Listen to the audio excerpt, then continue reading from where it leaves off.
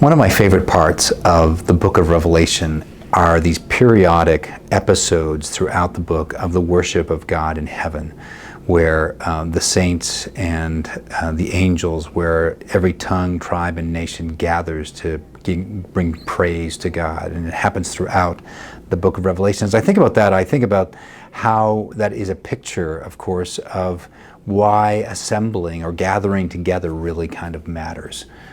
Because as we gather together to bring worship to God, worship to the Lamb who was slain. In this coming week in Latrobe, Pennsylvania, in our neighborhood, the ACNA will be gathering for its Provincial Assembly, this periodic meeting of the church where we gather together. And while we gather together, per the Constitution and canons of the church, to do various bits of business, ultimately to assemble, to gather together, is to assemble to bring praise and honor and glory to the Lord, to the Lamb who was slain.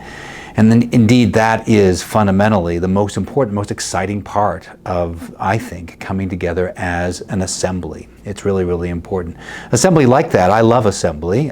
Like that, assembly is this place where we come together, perhaps like heaven, where we see old friends that we have not seen in a while. And we also meet new friends that we have not yet met and be in communion with them, to gather together. Again, particularly at worship, at the table, which is a prefiguring of the wedding feast of the Lamb. So assembly matters, not just because we have to do the business of the church. Assembling matters because it kind of reminds us of our ultimate destination, to be together in the praise and worship of God with every tongue and tribe and nation. So in this coming week, I really invite you to be praying for the ACNA Assembly in Latrobe. Would you pray for us as we gather and have our little foretaste of the wedding feast together.